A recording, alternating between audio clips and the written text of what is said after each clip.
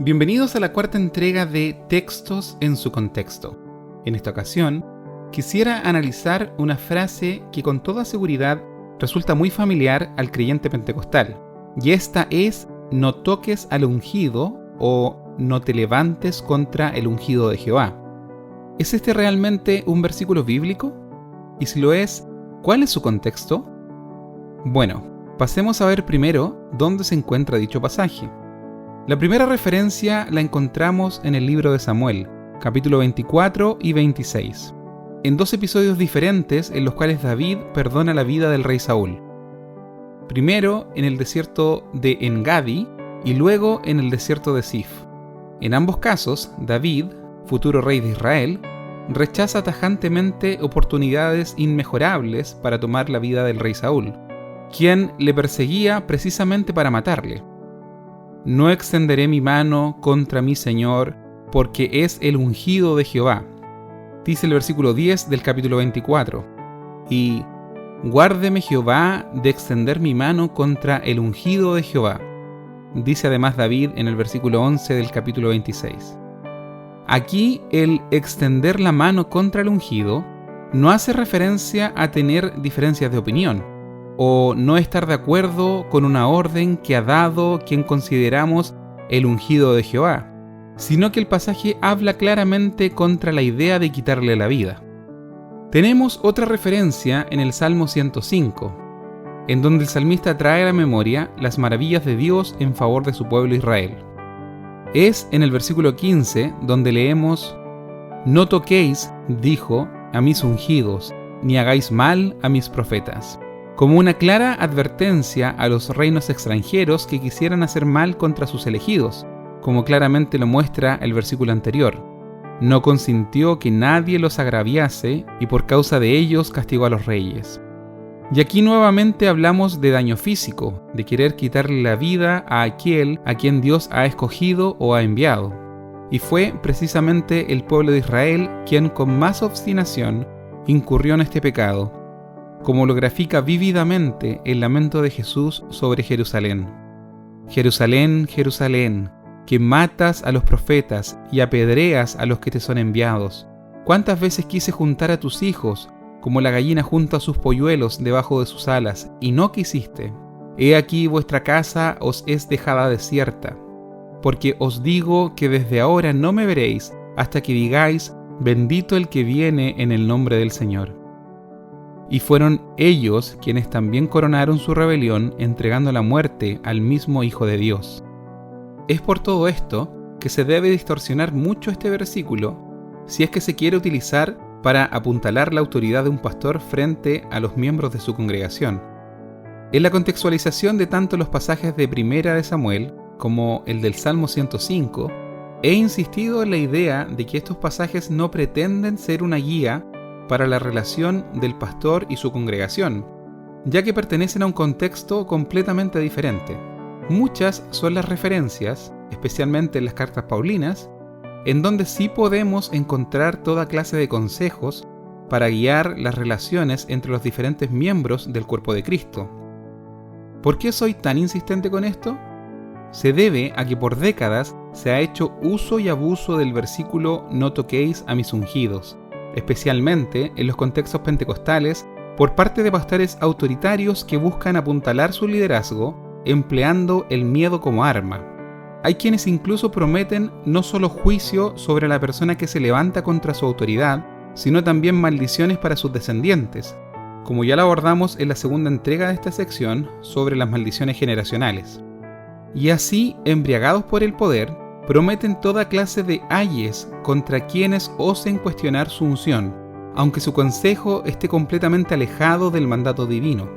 A líderes como estos se les debe recordar que sí hay un ay, pero aquel ay es para el siervo malo, como nos muestra la Biblia en el Evangelio según San Mateo, al final del capítulo 24, en donde se describe a un siervo quien, teniendo por tardanza el regreso de su señor, comienza a maltratar a sus consiervos. Y aquí consiervo es un término que podemos aplicar perfectamente a todos los miembros del cuerpo de Cristo.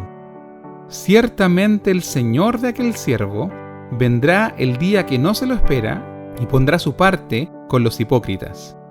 creo que se debe hablar con esta severidad, primero porque la advertencia de Mateo 24 es pronunciada por el mismo Jesús, y segundo, porque pastores con este carácter tiránico representan todo lo opuesto que se espera de un siervo de Dios que cuida su rebaño, como nos muestra el apóstol Pedro en el capítulo 5 de su primera carta, donde Pedro ruega a los ancianos de la iglesia diciendo: «Apacentad la grey de Dios que está entre vosotros, cuidando de ella, no por fuerza, sino voluntariamente».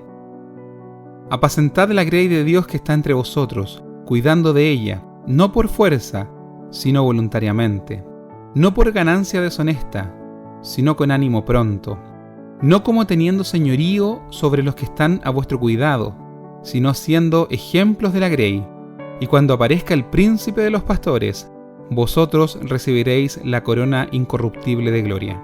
Primera de Pedro capítulo 5 versículos 2 al 4. Ahora, quiero aclarar que esta reflexión no tiene como objetivo generar animadversión contra el ministerio pastoral en general, sino específicamente denunciar el abuso de textos bíblicos sacados de contexto por parte de líderes eclesiásticos autoritarios que abusan de su estatus de líder, asustando a la grey.